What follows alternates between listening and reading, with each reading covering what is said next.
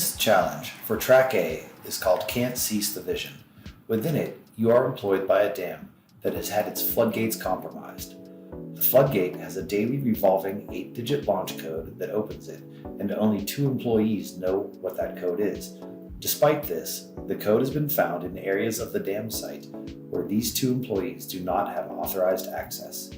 Because of this, it is suspected that there are 2 potential insider threats. During this challenge, you will need to examine traffic, perform network-based forensics, and to analyze the associated suspicious activity in order to help catch the perpetrators in the act. Upon doing this, you will find that the most recent 8-digit launch code is being sent over the network. To fully complete this challenge, there will be 2 parts that you need to solve. The first part will require you to find the highest numbered port in which the network traffic is being sent over. The second and final part is finding the 8-digit launch code. Here we can see that the competitor is connected to Security Onion through a web browser. They are now starting to see some of the logging and network traffic that is available. They will be examining this traffic to try and find more information.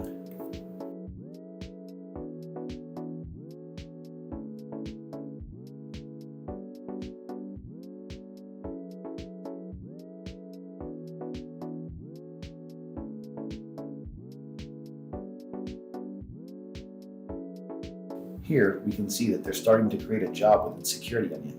When they do this, they can customize what traffic will be made available within the results. As you can see, they're looking for some specific information that they're going to use to create this job.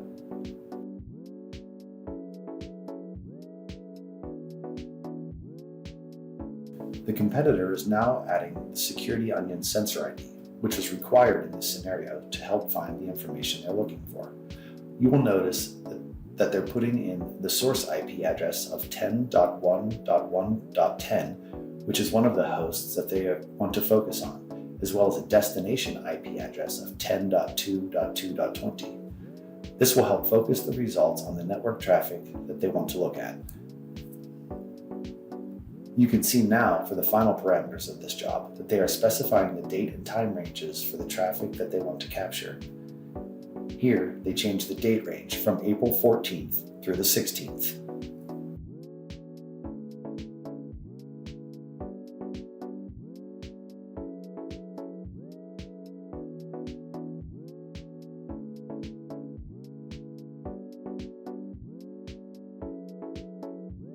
Once they finalize those details, they will be able to apply the filters. In the next step, you will see that they download the packet capture. By doing this, they will now have access to all of that traffic from within Wireshark. Now they can start analyzing the data to find information that is relevant to solving the challenge. As they are looking through the packet capture within Wireshark, they are starting to notice some interesting traffic. Here you can watch them follow a UDP stream. They're going to save it as an MP4 file, which they will find is the correct next step. The MP4 file has led them to extract the data and successfully recreate the video that was in the UDP stream. Now that they found this file, they know they are on the correct path.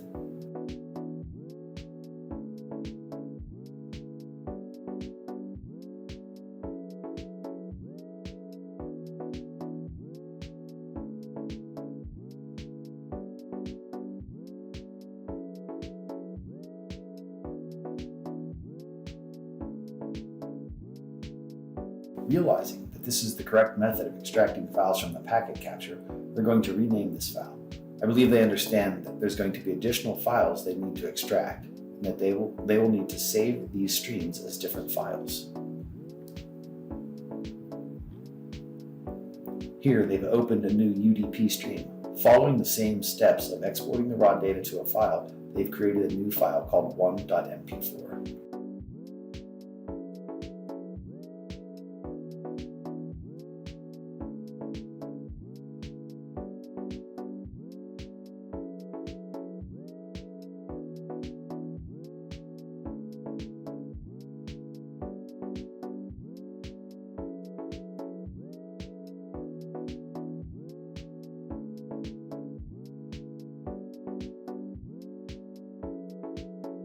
As they are going through Wireshark, they are finding more and more UDP streams that contain different content.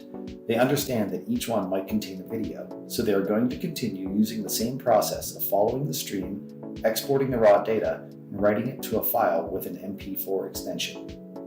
Over the next few minutes, they're going to be opening various streams within Wireshark and ensuring that those streams of data are represented in raw format.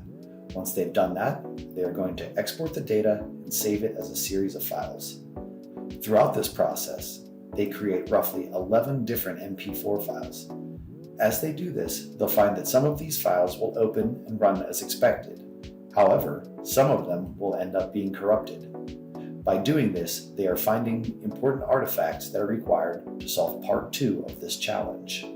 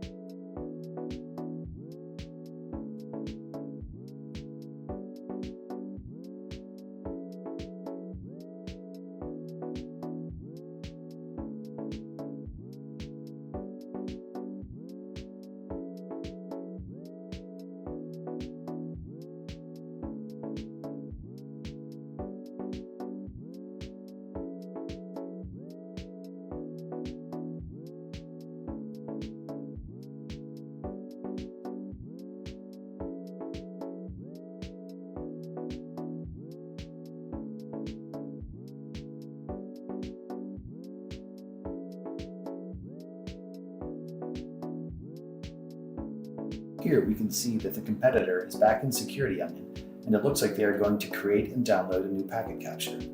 Once they download the file, they can open it in Wireshark.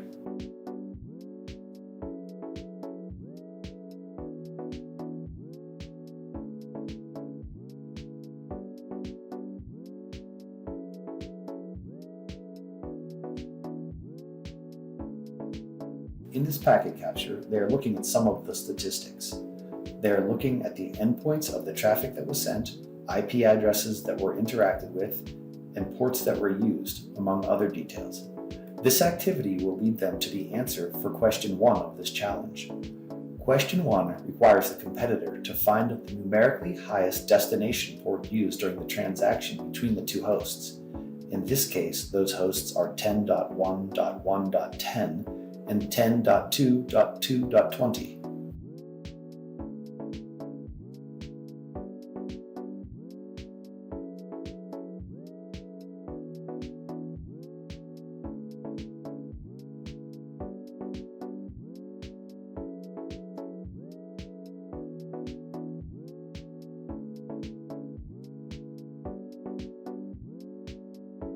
As they are looking at the screen, the answer is present, and I believe they understand that. The port that they are looking for, and what they will ultimately find, is port 123. It is the highest numbered port that was used to send network traffic between the hosts. By finding this, they've completed the first part of this challenge.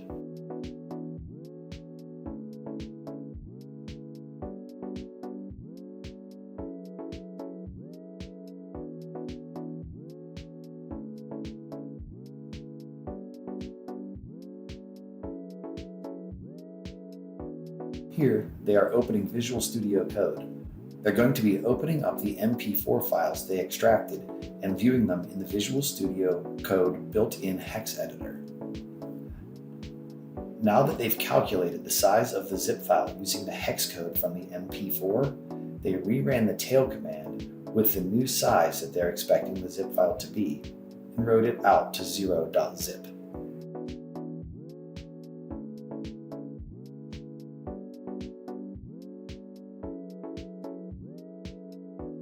Now they are looking at the hex code of the newly created 0.zip file, and it looks like the structure and format are correct. As they attempt to open it, they're going to find that the zip file was successfully recreated, and within it is a file labeled e.mp4. This is one of the final 6 files that they're going to need to solve the challenge.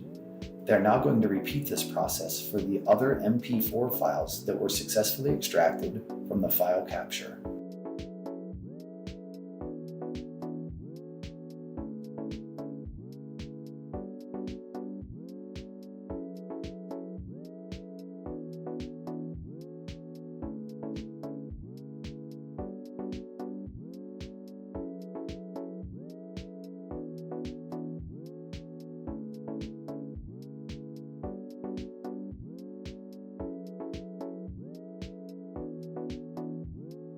Once the competitor has successfully extracted all 6 zip files and located the MP4 files present within them, they see that each MP4 video consists of a different combination of dots. Upon analyzing the files, the competitor will find that the dots in each video is a representation in Braille. The competitor has figured this part out, and now in the last step, they will be translating the Braille representations to English characters. Upon doing this for each video, they will need to concatenate the translated strings in the order that matches the name of the video. When doing this, they will be concatenating A.MP4's translated string plus B.MP4's translated string plus C.MP4's value, and so on. Completing this final step will award them with the second and final token, thus completing the challenge.